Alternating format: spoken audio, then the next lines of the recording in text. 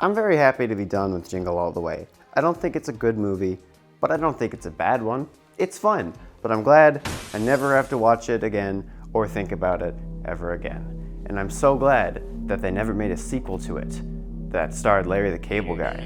My work is never finished. I guess it's time to get her done. Jingle All The Way 2, the 2014 direct-to-video sequel to the original 1996 classic. But it is a sequel in name only. It has absolutely nothing to do with the original movie. The only similarity is that a toy is involved. It also stars Larry the Cable Guy. Yay. Also, it's made by WWE Studios, which just fills me with confidence. I won't lie, this movie is bad. It's very bad. It feels like a soulless Hallmark movie, and it exists purely just to capitalize off of the name of the first movie. I do not enjoy this movie. It sucks. So why don't we go through it together? Let's see why it sucks. Let's laugh at it together. Also, if I sound a little bit sick, I am a little bit sick, so ignore that. So, the movie opens on a shot of Larry's home, and we hear an alarm ringing. It is here we are introduced to Larry and his daughter Noelle. I know I usually make up names for characters in these movies, but that actually is their names. The alarm is ringing, and Noelle tries to wake Larry up so they can go ice fishing, or whatever. And I would like to say here a point that will be present for the entire duration of this movie. I hate Noelle so very much. She is so obnoxious. She screams everything she says. There she is! And she never shuts up. We went skating, we went sledding, we played hockey, and today we went ice fishing! And she never has anything insightful to say. I hate her so very much. She may actually be the worst child I have ever seen in a movie, and I don't say that lightly. Larry eventually gets up to take her fishing, and we get a scene of them singing in Larry's truck that goes on for way too long and makes my ears bleed. And then we cut to a scene of the two of them fishing, where Noelle asks Larry why he never stayed with her mom. We are less than 5 minutes into this movie, and we have already brought up Larry's divorce. Eventually, Larry takes Noelle to her mom, who lives with her new husband, Victor, who lives in a giant mansion. Larry just waves the fish Noelle caught in his face, and after an uncomfortable exchange, they all go inside, and Victor calls Noelle a sugar plum in front of Larry, which is kind of a dick move. We then get our standard awkward exchange between the two men, and we learn that Larry works part-time, while Victor is CEO of a cardboard box company of all things, and is very, very rich. There's a very weird exchange where Victor offers Larry a small little ornamental present to put on his desk, which, apparently, Larry doesn't have one. It's a very weird exchange, but Victor's reaction is funny. They all go into the kitchen to discuss plans for Christmas and decide they will trade who has Noelle every other day, and Larry will get Christmas Day, and Victor and Noelle's mom will have Christmas Eve. Noelle says they should just do 2 Christmases, to which Victor agrees, and everyone hates him for it. Fuck Victor. All my homies hate Victor. Victor's a little bitch. Also, he puts up more Christmas lights than most cities do. Larry goes to the diner to hang out with his buddy Claude, where they both shit-talk Victor, and see an ad for what is apparently the greatest and most popular toy of the season, Harrison the Talking Bear. If you say your name to it, it'll say it back in a voice that haunts my dreams. Hi, I'm Harrison. Nice to meet you, Margot. Honestly, this seems like the lamest toy ever made, but I'll let it slide at least for the moment. Larry decides that in order to beat Victor at getting Noelle to like him more, he'll have to use his head, which might be a little bit hard for him. So in an attempt to beat Victor, he decides to jerry-rig a big light display out of old car parts, which shorts out, killing Larry and mercifully sparing me from the rest of this movie.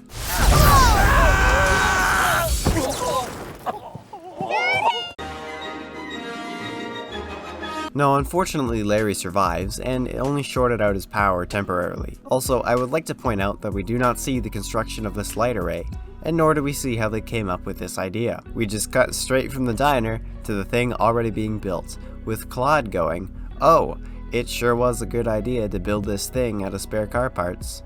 That's just against basic writing. Think of how many wacky hijinks we missed out on by skipping that crucial step. The next morning, Noelle asks if they can get a new Christmas tree, because Larry's tree is tiny, and Noelle is an ungrateful bitch. So, they go to the tree farm, and Larry sees they're all too expensive, and there is a very weird exchange between Larry and the sales lady.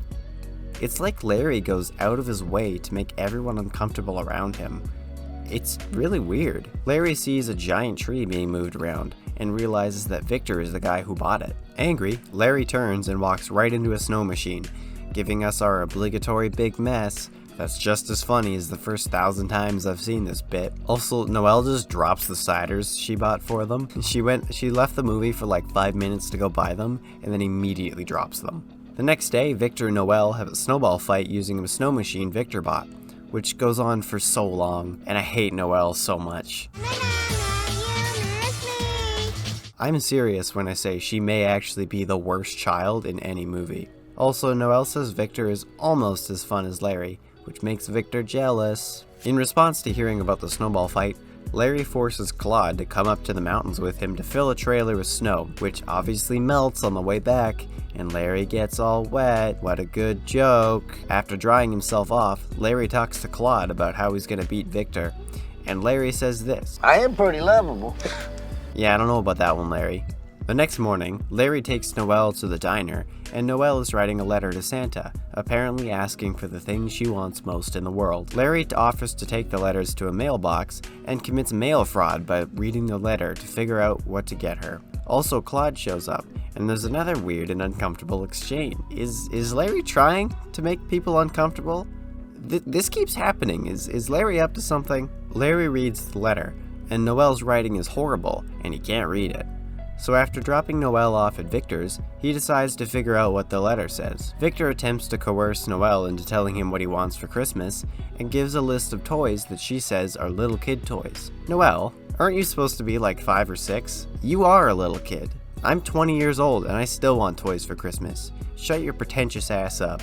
Soon, my love, you will be mine one day. Also, Victor thinks that Larry knows what Noelle wants, so he sends his head of security to tail Larry to find out what it is. Larry eventually goes into a toy store to try and find out what Noelle wants, and meets this really weird clerk named Jeffrey. This is one of the only characters in the movie that manages to make Larry uncomfortable, which suggests that he has a higher power than Larry. Also, there's a bunch of Funko Pops on the shelf behind him, and seeing those in a movie makes me so very uncomfortable.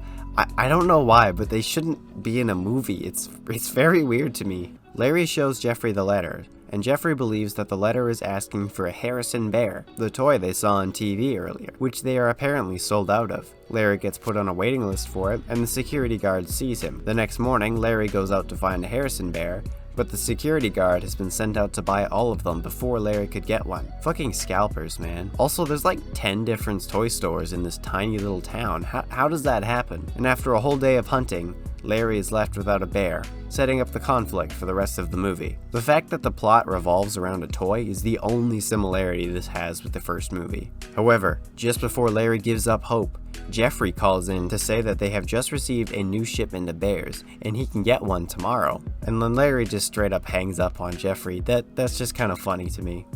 Jeffrey's just doing his job. You didn't need to do him like that. The next morning, Larry goes incredibly early to try and get a Harrison bear, but there's already a massive lineup. Why do so many people want this bear so close to Christmas? It's not even that cool. We're gonna talk about Harrison bear now. Fucking Talking Tom was just this, but more advanced. I mean, it's also digital, but like, you get my point. In the first movie, I understood Turbo Man. Turbo Man was cool. This is just a bear with a terrifying voice that speaks your name back to you. That's all it does. It's creepy and I don't like it. Like, you can get a better toy than this. This is a very lame toy. Why is it so popular? Also, the security guard is in the front of the line. How much is Victor paying this guy that he's willing to do all of this? I want this guy's salary. Also, when Larry eventually gets to the back of the line, he starts talking to people, which makes them incredibly comfortable. Why does he keep doing this? Does he gain power from this? Is he some sort of trickster god? Why does he keep doing this? This keeps happening. Eventually, the store opens, and the guard somehow buys every single bear within 30 seconds. First off, how? And why did the store let him do that? Every toy store I have ever been in, and I've been in a lot of toy stores, has a limit on new stock. But whatever. This is fucking Jingle All The Way 2. Larry roasts Jeffrey. You know what? I hope you have a sucky holiday, a sucky Christmas, a sucky Hanukkah, a sucky Kwanzaa, and a sucky winter salsa. Who attempts to roast him back. Oh, okay. Well, it looks like someone's gonna get coal in their stocking this year when the fairies put the coal, and you just wish you had something other than coal. Nice job, guys, you sure got him. Larry goes and picks up Noel, and Victor announces his arrival, very strangely. Noel, your dad's here. Why did you say it like that? Noel tells Larry that Victor has been very busy with something called Operation Who's Your Daddy, and Larry pieces together that Victor has been fucking with him, except he just kind of forgets about that until later. Don't worry about it. The movie doesn't. Also, Larry sees two old ladies with a bear, and I think these are likely the most powerful entities in the movie, as Larry, in all his powers of making up people uncomfortable, is just dumbstruck by them in this incredibly weird exchange. Also, they beat the shit out of Larry, and he sees a poster for a fundraiser where the prize is a Harrison bear. Larry ropes poor Claude into helping him win the bear at the fundraiser, where they will have to ride a mechanical bull while dressed as Santa, and Claude immediately loses. In an attempt to win and to beat out another Santa who's being a dickhead and also wants the bear, Larry glues himself to the bull, which no one questions, and Larry wins. However, the ground prize are tickets to the mountains or something, despite the fact that there are literally mountains within driving distance of less than a couple of hours. Also, Dickhead Santa wins the bear, which was second prize apparently. You'd think they would have advertised that better. Also, poor Claude wants to go to the mountains with Larry, who just shrugs him off. You'd better take that man to the mountains after all he's done for you, Larry. He's willing to kill himself for your daughter. Take him to the mountains. Larry has a dream sequence where everyone has a Harrison bear except him, and apparently the hottest toys in of the season are a Victor bear and a Larry bear, with Victor being far more popular. This is a very weird scene, but it is a dream sequence, so I'll let it slide. And the only reason I bring it up is because Larry says his iconic line. Hi, I'm Larry the Loser Bear. Get her done. Whoa.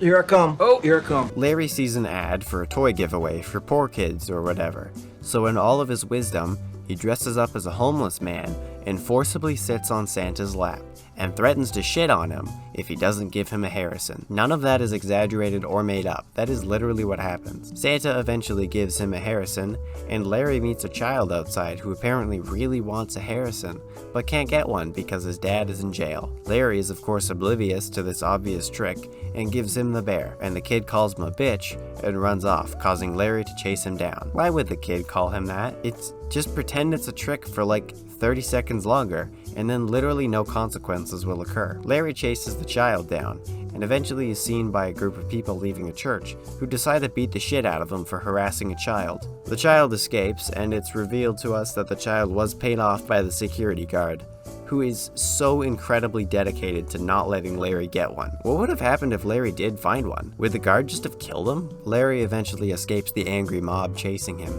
and sees a news report about Harrisons being so scarce, and the reporter just filmed this poor child getting his hopes and dreams crushed, but he kept it in the report anyway. I just think that's funny. Claude tries to suggest to Larry to just get Noel a different toy, like a potato head, which Larry says nobody likes. You better watch your mouth, Larry. Mr. Potato Head's great. While they're watching TV, Larry receives a call from a distorted voice about the bear, asking Larry to bring $500 in cash and meet him in an abandoned junkyard. Larry forces Claude to come with him, and surprise, it's the toy clerk Jeffrey. He's evil now, and he hates the bear. I really hate these things.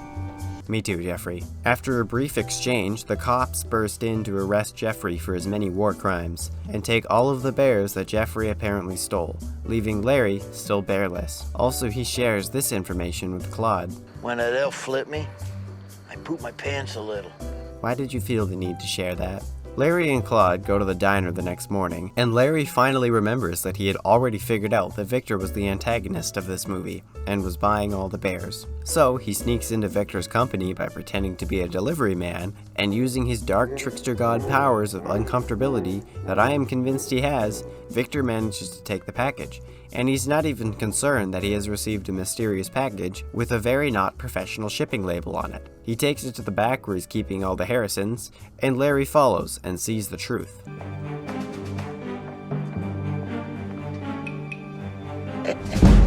That's right, Victor. Take me right to Harrison.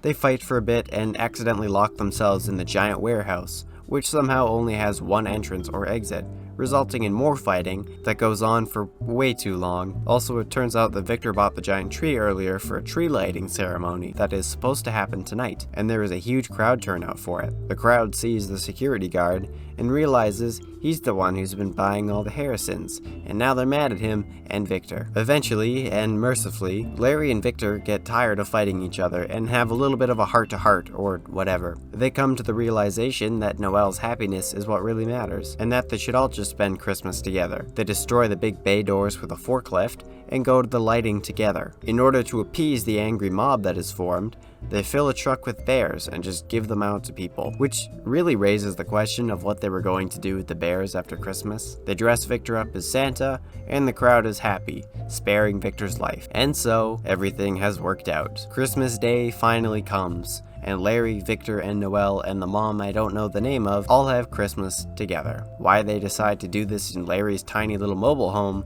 and not Victor's giant mansion, I do not know. Noel finally gets the bear. And, shocker, she's still an ungrateful bitch, and it's not what she really wanted. What she really wanted was for her family to be all together as one, which is what she got. And mercifully, the movie is finally over. Well, that was bad. This movie is so soulless. It really does feel like a Hallmark movie.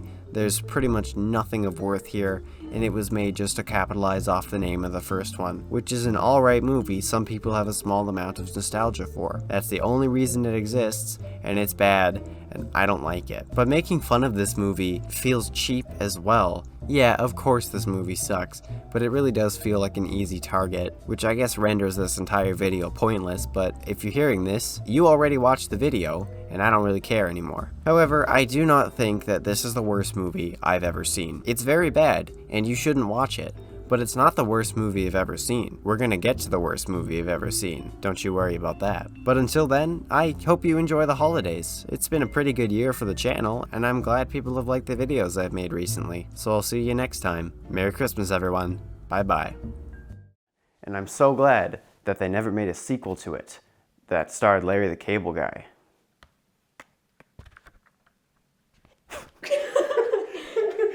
I think that's probably